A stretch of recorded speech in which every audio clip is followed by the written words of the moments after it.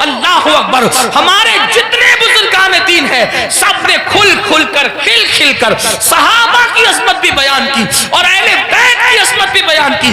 آج اگر محفل میں نعرے حیدری لگے تو کچھ لوگوں کے چہرے یوں اترتے ہیں. ہم نے خود منبر پہ محسوس کیا, ان کے نام نہیں جانتے وہ کون لوگ ہیں. اللہ اکبر, کہ محفل میں علی کا نعرہ لگ رہا ہے, کہیں رافضیوں کی محفل تو نہیں. میں نے کہا یہ فکر صحابہ نہیں ہے, فکر اہل سنت نہیں ہے. ہماری محفلوں میں صحابہ کے ساتھ علی مرتضیٰ کا نعرہ لگتا تھا, لگتا ہے اور انشاءاللہ لگتا رہے گا.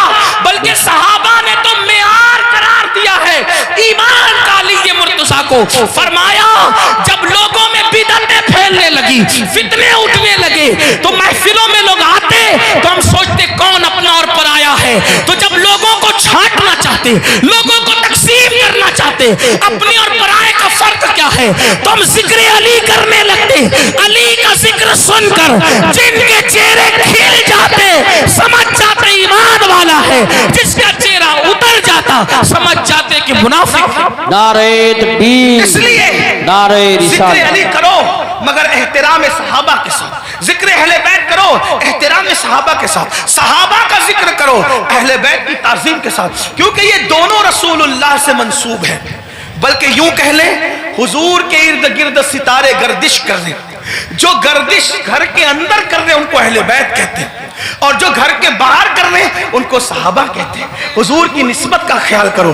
آئیے اپنی بات کو اختتام تک پہنچاتے ہوئے یہ بات عرض کروں, مسلمانوں ہم نے باتیں بہت کی, بہت باتیں کی, بہت باتیں کی. ہم سب جگہ ہیں, عمل کے میدان میں نہیں, عمل سے کورے, زندگی گناہوں میں ڈوبی ہوئی ہے. یاد رکھنا اللہ کی بارگاہ میں ہمیں اور آپ کو پہنچنا ہے, اللہ کو منہ دکھانا ہے, اللہ کی بارگاہ میں کھڑے ہونا ہے. آئیے آج سے پہلے کچھ کیا جو کیا سچی توبہ کریں, اللہ کی طرف پلٹیں, اللہ کی طرف واپس آئیں. یاد رکھیے انسان جہاں جا کر جرم کا اعتراف کرے, جہاں جا کر اعتراف جرم کرنے سے انسان کی عزت گھٹتی ہے, لیکن ایک میرے اللہ کا در ہے جہاں آ کر انسان اقبال جرم کر لے تو میرا اللہ عزت گھٹاتا نہیں بلکہ عزت کو بڑھا دیتا ہے. آؤ توبہ کرو. آج محرم شریف کی پہلی تاریخ ہے. یہ محرم شریف حرمت والا مہینہ ہے, حرمت والا, یعنی جن 4 مہینوں کی حرمت اللہ نے روز اول سے مقرر کی ہے اس میں محرم الحرام بھی ہے. اور اللہ کے رسول علیہ السلام کی ایک حدیث یہ ہے کہ رمضان شریف کے بعد سب سے زیادہ جس مہینے کے روزے کی اہمیت ہے وہ ماہ محرم الحرام کے روزے, ماہ محرم شریف کے روزے. ان دنوں کو خرافات بدعات میں گزارنے کی بجائے عبادات میں گزارو. ہو سکے تو یہ طے کر لو کہ روزانہ میں نے نبی اور آل نبی پر 1000 بار درود شریف پڑھنا ہے. آپ کہیں گے لوگ کہتے ہیں ارے بہت ٹائم لگے گا. کوئی ٹائم نہیں لگے گا.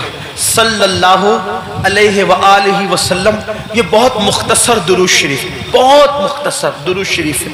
اگر اس درود شریف کو آپ نے پڑھا 1000 بار صرف 20 منٹ کا ٹائم لگے گا. 20 منٹ درود شریف پڑھو. اس کے بعد جیسا کہ آپ نے پہلے بھی سنا صدقہ دو, خیرات دو. اور ایک بات آپ کو کہوں, اس کو بھی دھیان سے, کہ جو ہم خرافات پر اور بدعات پر پیسہ خرچہ کرتے ہیں اس پیسے کو اٹھا کے آپ وہ سادات کرام جو مالدار نہیں ہیں ان پہ خرچہ کرو, وہ علماء کرام جو مالدار نہیں ان پہ خرچہ کرو. اس سے کیا ہوگا؟ خرافات اور بدعات کے بارے میں توجہ کرنا. 2 گروپ ہیں, ایک گروپ کہتا ہے جائز ہے, ایک گروپ کہتا ہے ناجائز. جو گروپ جائز کہتا ہے وہ بھی صرف جائز ہی کہتا ہے, نہ فرض کہتا ہے, نہ واجب کہتا ہے, نہ سنت کہتا ہے, نہیں کہتا نا.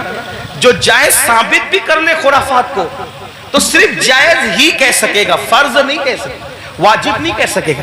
لیکن بھائیوں اپنے مسلمان بھائی کی مدد کرنا تو اللہ نے ہم پہ فرض کیا ہے. بلکہ یہاں تک فرمایا کہ جب تک تم اپنے مسلمان بھائی کی مدد کرتے رہو گے اللہ تمہاری مدد کرے گا. اور آپ کو بتاؤں خاص طور پہ سادات کی خدمت, وہ جو مالدار نہیں ہیں, مستحق ہیں, یہ نہیں کہتا غریب ہیں, میرے اندر اتنی ہمت نہیں کہ میں کسی سید کو غریب کہوں, لیکن سادات جو مالدار نہیں ہیں مالدار اگر آپ ان کی خدمت کریں تو ہوگا کیا؟ دو تین باتیں سن لے، بات ختم کرتے۔ حضرت سیدنا عبداللہ ابن مبارک رضی اللہ تعالی حج کو جا رہے تھے، حج کا ارادہ تھا، اور حج کے ارادے میں آپ نے یہ طے کیا کہ میں نے حج کو جانا ہے، پوری تیاری ہو گئی، ارادہ بن گیا حج کو جانا ہے۔ عبداللہ ابن مبارک کو پتا چلا کہ میرے پڑوس میں ایک سید صاحب رہتے ہیں اور وہ اس وقت تھوڑا پریشان حالات کے ستائے ہوئے اور حالات کے مارے ہوئے، تو انہوں نے سوچا کہ پڑوسی ہے، سید ہیں، میں ان کے نانا کے یہاں جاؤں، میں حج کے لیے جاؤں اور ان کو بھوکا پیاسا تڑپتا بلکتا چھوڑ کے جاؤں۔ تو انہوں نے کیا کیا، اس سال حج نہیں کریں گے، انشاءاللہ آئندہ پھر کبھی دیکھیں گے، حج کی پوری رقم اٹھا کر اس سید صاحب کو دے دیا، اور اس کے بعد آنسو پوچھتے ہوئے اب صبر کرتے ہوئے رہ گئے۔ جب حج سے قافلہ واپس آیا تو لوگ ملاقات کرتے تھے، تو عبداللہ ابن مبارک لوگوں کو کہتے تھے مبارک ہو حج، تو لوگ بھی کہتے تھے عبداللہ آپ کو بھی مبارک ہو، آپ کو بھی مبارک ہو۔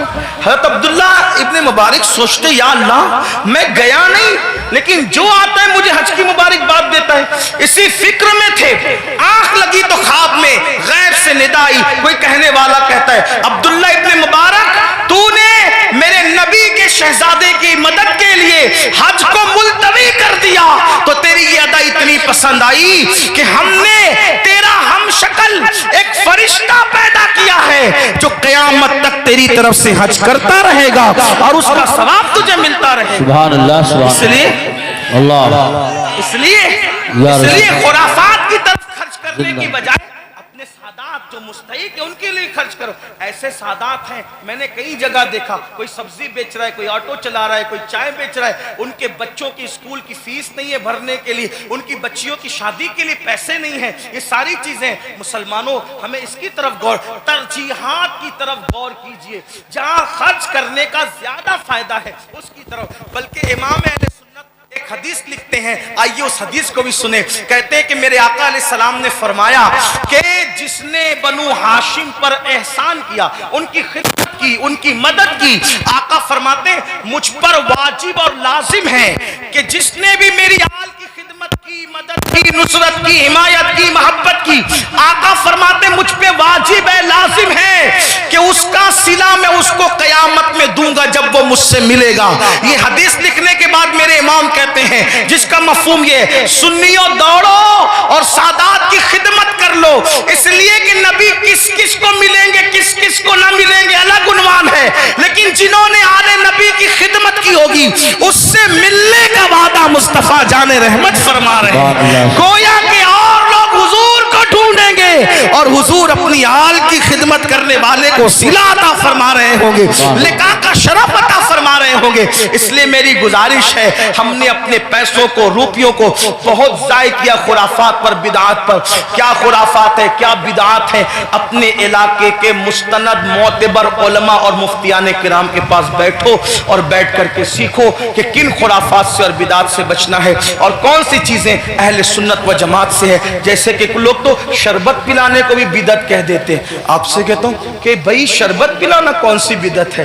میرے امام لکھتے ہیں، وہ بھی کیا دلیل دی، فرمایا جب کتے کو پانی پلانے پہ جنت مل سکتی تو امام عالی مقام کے نام پہ اگر مومنوں کو شربت پلایا جائے تو پھر اس کا صلہ کیا ہوگا؟ یہ ساری چیزیں کرتے رہیے۔ اللہ تعالیٰ سے دعا ہے اللہ ہم سب کو توفیق دے، گفتگو کے درمیان اگر کوئی غلطی ہو جائے تو اللہ تعالیٰ معاف فرمائے۔ استغفر اللہ ربی من کل